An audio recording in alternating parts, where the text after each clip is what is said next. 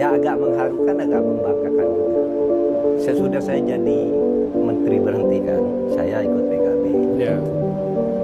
Saya ikut PKB itu kan harus berhenti sebagai PNS, pegawai negeri sipil. Seharusnya kan karena Gus Dur minta saya, ya saya minta pensiun ini, tapi saya ikut Gus Dur. Nah Pak Luhut tuh tanya, tiap minggu saya akan dari Jogja Jakarta. Pak Luhut tanya, Bang Mahfud, kamu gimana biayanya? Luar biasa. Nah, iya Pak, saya kan masih ngajar meskipun bukan PNS, kan guru besar tuh masih ngajar PNS. Masih cukup Pak, dan saya punya gaji yang cukup. Enggak lah, enggak cukup kamu. Tiap bulan saya dikirimi uang sama dia. Luar biasa. Ini untuk tiket ke Jakarta dan untuk biaya pulsa telepon. Ini Temennya Gus ini Dur. bukan sekedar bestie nih kalau udah Iya, begini. iya, Pak. Ya Pak Luhut ya. Temennya Ini Gus jadi Dur. buka semua lah. Iya, nah, Ini waktunya dibuka justru Pak. itu tahun Ini waktunya. 2001 sampai dengan 2004. Jadi Pak Mahfud waktu itu menolongi Pak Gus Dur kemana-mana ya. Iya, Dan karena Pak Luhut, saya konsolidasi. Pak Luhut habis itu jadi pengusaha kalau nggak salah Pak. Pak Luhut pengusaha. Pengusaha, Sudah oke. mulai usahanya, jadi Baik. uangnya agak banyak dikasih ke saya. Saya tahu lah Pak Mahfud tuh enggak ada uangnya ini katanya. Dikasih tiket tiap minggu saya pulang pergi Jakarta sama pulsa telepon. HP waktu itu belum ada kayak sekarang, belum smartphone. Waktu itu HP biasa yang SMS lah ya. Pak Luhut tapi yang menyebabkan Bapak cinta Ntar banget. dulu, ntar dulu. Belum. Silakan Pak, lanjut dulu Pak. Saya berhenti Saya mau nanya itu nanti ke Pak Luhut. Tahun 2004 saya jadi anggota DPR. Saya telepon Pak Luhut, saya sekarang anggota DPR. Ya. Menurut undang-undang saya tidak boleh menerima uang di luar gaji, termasuk dari Pak Luhut. Lu mengapa katanya? Saya kan tidak urusan suap menyuap katanya Pak Luhut. Ini teman. Mengapa? Enggak bisa, ini undang-undangnya. Berhenti waktu itu ngasih. Tapi tahun 2006, 2 tahun sesudah saya jadi anggota DPR, Pak Luhut telepon, Pak Mahfud, kamu tuh kok saya lihat kamu sering kemana-mana, ke Medan, ke Makassar, kemana, uangnya dari mana?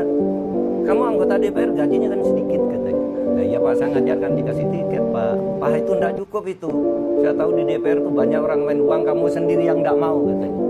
Saya mau bantu, enggak bisa Pak. Saya bilang, enggak boleh, ini undang-undangnya. Terus gimana caranya saya bantu kamu?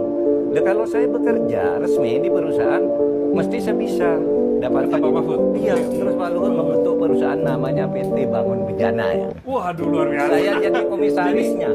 Dibuat perusahaan supaya Pak Mahfud tidak menyalahi. Entah membuat, entah membeli perusahaan orang, tapi saya diangkat komisaris Pak Luhut. Demi dapat bestinya sebagai- dapat bisa diberikan Agar saya keunggulan. bisa diberi Luar bantuan. biasa. Itu bulan November tahun 2006. Oh, masih ingat Pak? Masih ingat saya, masih ingat. Masih ada akta notarisnya. Sudah diantar akta notaris. Saya komisaris utama. Ya saya tiap bulan rapat lah, karena kerja kan. Dan yang nganteri uang kepada saya atau ngirim lewat bank itu si Mbak Uli, yang sekarang Uli ketua putrinya K3 beliau. Persit ya, ketua istri kan Iya, ini Mbak Uli. istrinya Pak Maruli. Istrinya Pak Maruli.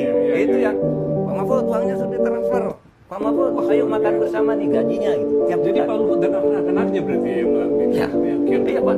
Kalau gini, kalau rapat kan biasanya plus. Kamu jangan main-main ya. Pak Mahfud nih, saudara saya, gajinya jangan telat gitu.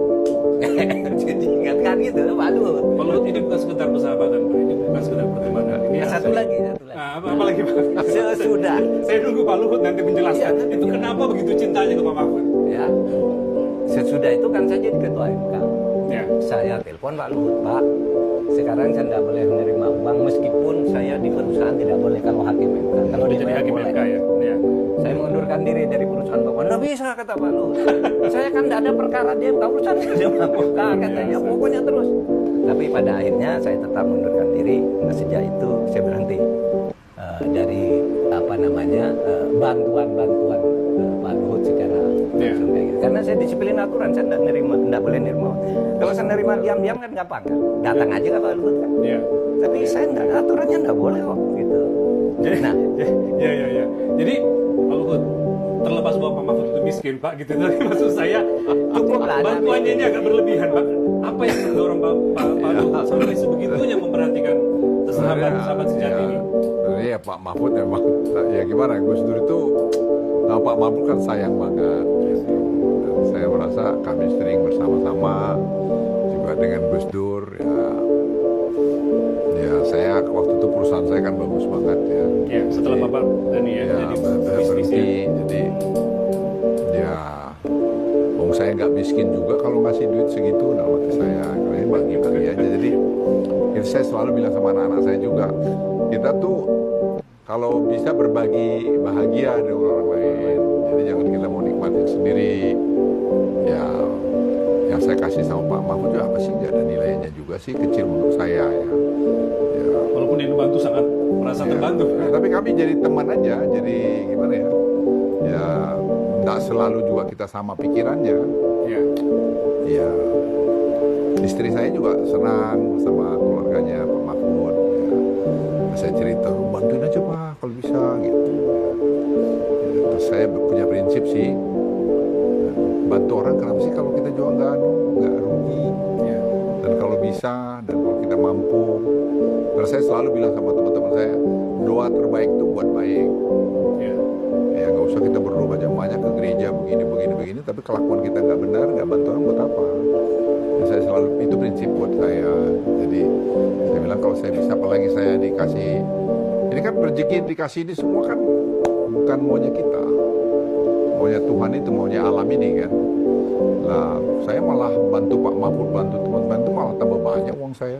Oh, Jadi saya nggak merasa ada. berkah itu istilahnya Pak ya. Ya, jadi saya pikir apa poinnya, saya nggak pernah merasa dan saya udah ingat-ingat itu. Saya nggak pernah ingat juga pas saya bantu-bantu Pak Mahfud. Ada kalau Pak Mahfud itu cerita, ya Pak Luhut saya ini mau kantor mau sewa gini-gini gitu. Ya. Jadi sewakan kantor di Yang sini. kantor kita ini. Terus saya- Oh, terus saya bilang, baru tahu saya Pak. Iya, Ya. kantor bagus itu. Bagus itu dan Terus waktu itu saya tanya berapa, beres Pak Mahfud, tenang aja nanti kita sewain lah, gampang. Terus saya nggak pernah ada sama Pak Mahfud ya nggak pernah. ya. Ya kita biar berteman aja sama, dan itu saya kira saya bukan dengan Pak Mahfud aja, ada teman-teman lain yang saya bisa Yang lain bantu. juga Pak ya. Ya kadang-kadang banyak kan yang kita tuh kadang-kadang nggak bersyukur ya, bahwa kita tuh dikasih sehat, dikasih rezeki banyak, mau sharing gitu sama orang lain yang susah, kan banyak teman kita yang susah. Iya, iya. Itu ya Pak, itu para jenderal-jenderal pensiunan yang Senior-seniornya setengah Pak nganggur itu. Pak Luhut. Nggak kerja di mata Pak Luhut, lebih baik dikasih uang Pak Luhut. Kan pensiunan tentara pensiunnya kecil kan, ditanggung.